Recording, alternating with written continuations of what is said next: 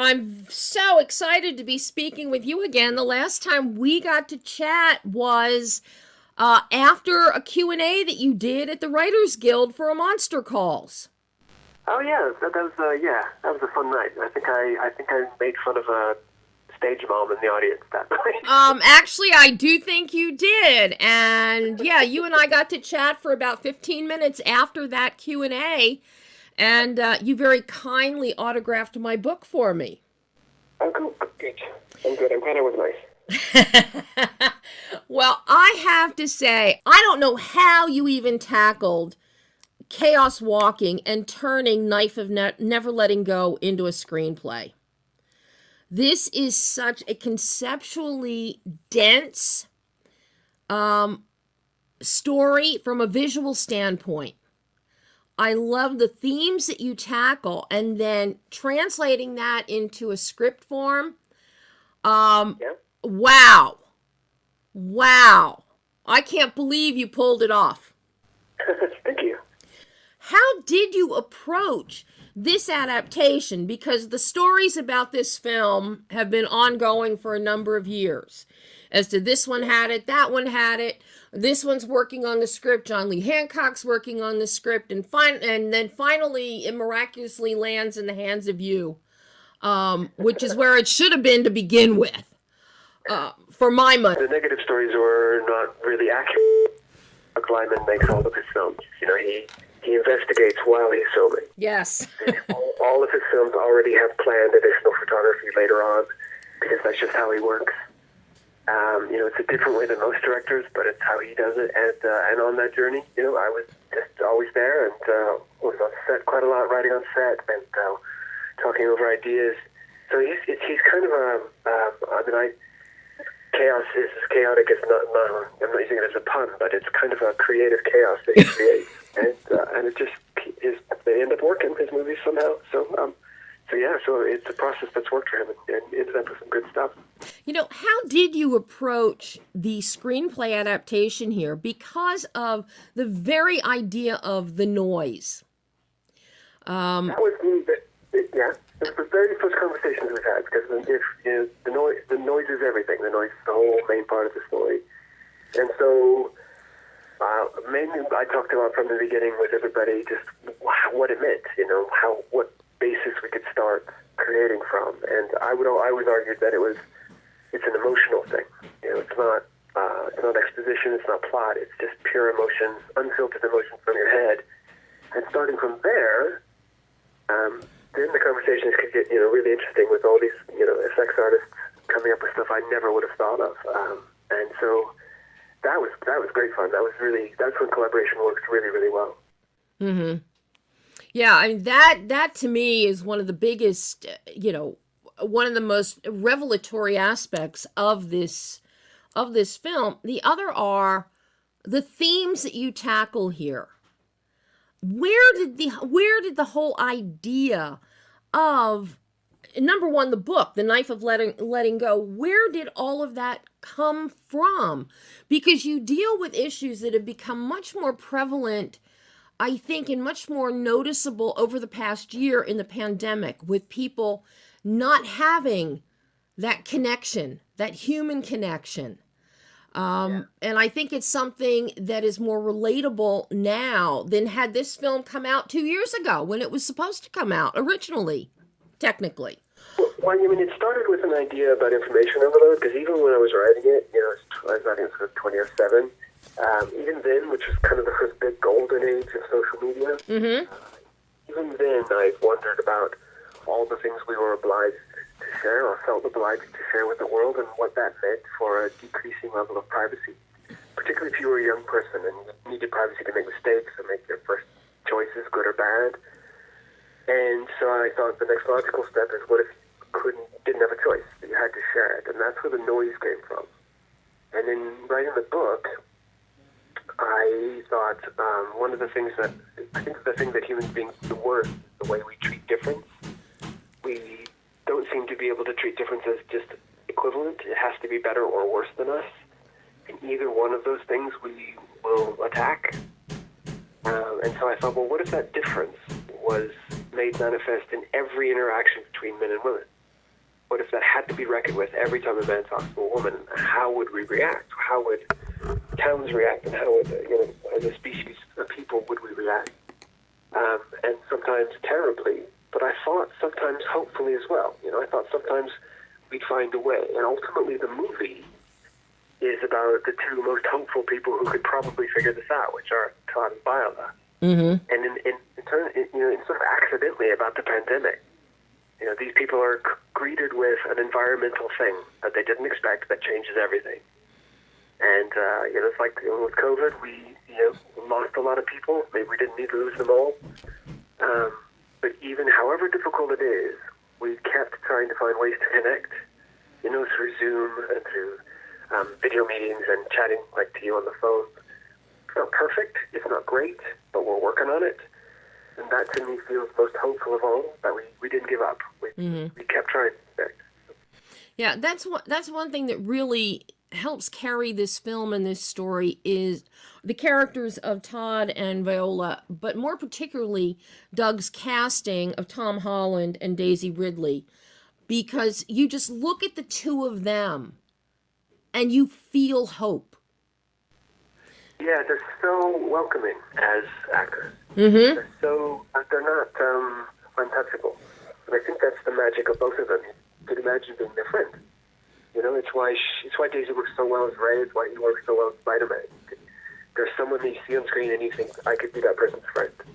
Yeah. And that's a bit of gold dust that, and I think that's why they work so well with this story. Well, and also because of the fact that Todd and Viola, they are still unjaded. They are not cynical as to what can happen. And granted, Viola comes in, as a virgin into this world of Prentice Town. But you've got Tom Holland as Todd, and you surround him with every bit of negativity you can find, almost. Mm-hmm. And to see how the character, and then how Tom translates that, trying to maintain an objectivity and hopefulness is really fascinating to watch and to hear unfold. Well, in the book, it's even underlined, because in the book the mayor finally says, I think in book 2 or 3, he says, the difference is that you can still feel. We've all had to make ourselves numb, and that's why you, Todd, are different, because you can't do that. You still have to feel all these things.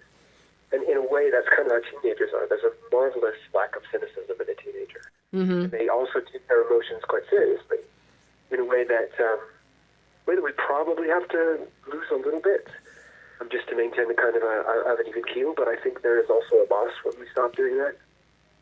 But that's why I think that describes exactly what I was trying for in Todd and Viola. That kind of lack of cynicism, and not that it's dopey, not that they're being naive. Mm-hmm. They just think, how can I make this better? Yeah. And how can I find my good self in this? And the whole idea, and the idea that there has to be something better. Yeah. Not even questioning whether there is or not. It is that belief there has to be something better. And that really comes across, Patrick. That surprised me, pleasantly surprised me, that is so strong in here. Talk to me about the darkness that we see. The darkness in the preacher, in David Oyelowo's character of the preacher. The darkness that Mads Mikkelsen brings to David Prentice. Wow. Well, for me, that darkness comes from a place of certainty. And certainty can be very attractive in a an unknowable, arbitrary universe. You know, we can really, really attracted to someone who says, I have the answer. But that's also the danger of it, because the world is more complicated than that, and muddier than that, and more ambiguous than that. And so sticking purely to certainty can make you very, very dangerous if you're a leader. It can make you effective, but it can make you very, very dangerous. And to me, that's where the darkness comes from, because what Viola does for Todd is she makes him question. And that's that's the whole basis of having a rich and full and wise life. You know, is questioning. And so she's really the antithesis of the two men who would want to pull him the other way. So yeah, that's how I see the darkness here. Yeah, and I love the way we've got Prentice exhibiting one kind of darkness, and the preacher going the full-on fire and brimstone darkness. So you're really covering, quote-unquote, politics and religion here. I'm covering the abuse of politics and religion. Mm-hmm. And that is always beware leaders who will not question themselves. To me, the most terrifying thing about Trump, not to get controversial, but the most terrifying thing about Trump is that he never laughed. You know, he never seemed to appreciate a joke. He could never make a joke about himself. And to me, that is a terrifying lapse in humanity. Mm-hmm. You know, that you believe so much in yourself, and everything about you is so one way that you can't even laugh. That to me is terrifying. And any leader on any part of the political spectrum, I might add, beware if they don't seem to have any sense of doubt. Mm-hmm. Because then you're not dealing with a person who can change. You're not dealing with a person who can adapt. You're not dealing with a person who can be kind. You're just dealing with someone who believes they are right, and that's dangerous. Mm-hmm. You know, something that you do so well here, Daisy's character of Viola, so well-rounded. There is so much depth to her, intelligent depth. And we see that in the male characters as well, but in hers, and then also in Cynthia Erivo's character of Hildy, who is the mayor of Far Branch.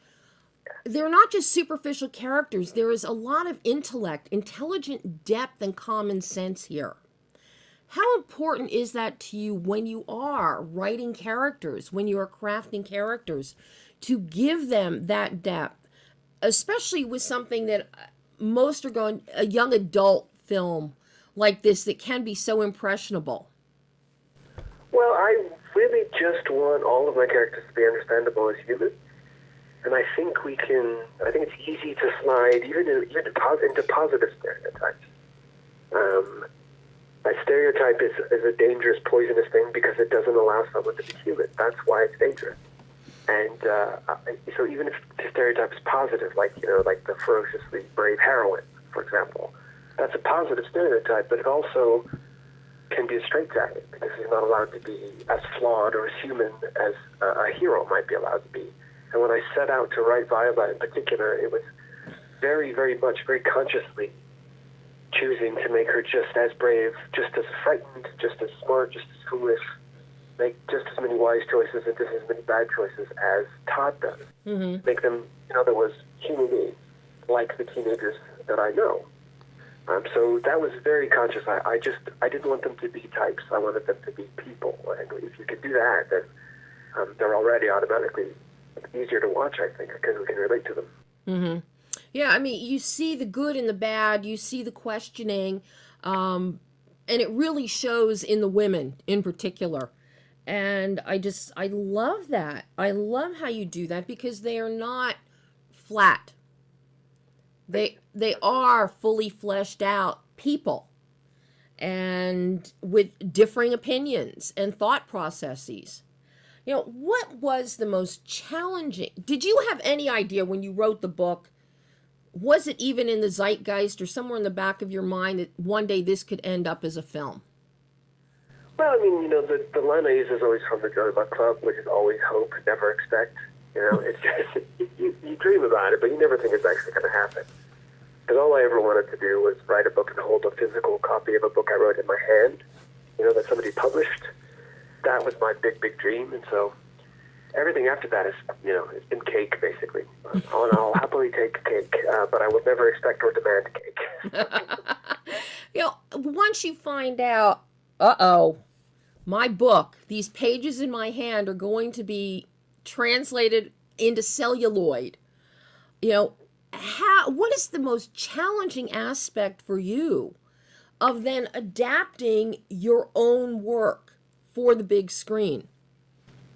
I have always started with the philosophy that the book remains. The book is not erased. It's still mine. It's still what I wanted it to be, and I will always have that. And if I can embrace that, then it's easier to change what needs to be changed to make it a movie, because a movie is a different art form. And so I've always viewed an adaptation as a remix. It's not the original song. You're adding stuff to it. You're changing what you need to change, but hopefully you're capturing the essence of what's there and putting it in a new way.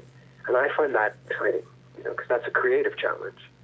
That becomes, how can I tell my story with beats, with this different format? And that's exciting rather than something I would fear. I would love to jump in and say, oh, cool, how can we do all this stuff? Slightly less time, with different materials. It's really exciting. What was the most challenging aspect of bringing The Knife of Never Letting Go to life as Chaos Walking? Getting the noise right, and it's a 500-page novel. It's a 109-minute movie, so it's like, how are you going to capture the essence? And I think that's always the challenge. How are you going to capture the essence? And the answer is, you do that by finding, the right director and the right actors, and you all work together, and then a crew behind them of art people who are hopefully bringing their best. And if you can get all those people on the same page, that's the challenge. And then, off you go. So, I think it's just making sure you got the essence and starting out right, and then getting the right collaborators. So I have to ask you, because we do have some great humor in here, thanks to the voice in Todd's head, how do you get in? Do you still remember what it was like to be a young 16, 17-year-old boy? To play with that and have that be so much fun with some of the thoughts he has? Yeah, absolutely. I think we all do. I don't know why we force ourselves to forget, but I have this working theory that we are all, every age we've ever been, it's all in there. It's one layer of an onion on top of another, and we choose not to look, but that doesn't mean it's not there, because we tend to remember our teenage years as awkward and painful, but it's still there. If you press, if you remember, you will remember what it's like. And so, if you're doing that, then the more you press, the more you realize it wasn't just some simple, monolithic, awkward experience. That there was humor there, and there was joy, and there were good friends, and there were good times, and there was great sorrow, of course. But I think we've all got it in us. We just choose not to look. Well, and I have to say, those light moments that we get from Todd's thoughts, I was just chuckling at some of them. Because they were just so charming and so unjaded, so naive, and so open and unfettered. Yeah, they were really important. Those kind of grace notes were really, really important. Just absolutely wonderful. So now at the end of the day, this film is finally seeing the light of day come Friday. What did you learn about yourself as an author, as a screenwriter, in this adaptation that you will be able to take forward into future projects? Well, I truly believe that complacency is creative death. I think you always have to keep risking, and I always want to keep trying different stuff, and I always want to have the possibility of failure, because I think it makes me pay really close attention, and it makes me the right kind of creatively nervous. And so, for this is this is a huge budget project, and so how to juggle what everybody needs, and what they rightfully need, and still tell the story I want to tell.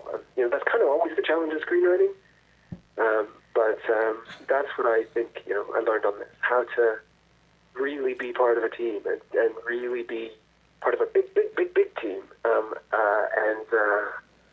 and still try to tell the story I want to get across. And I think that's a valuable experience for a writer. Well, I love the stories that you tell, and this one, you truly succeed in telling this story. And I can't wait to see the next one. Me neither. Thank you very much. It's good to talk to you again. Thank you, Patrick. Bye-bye. Have a good day. You too. Bye-bye.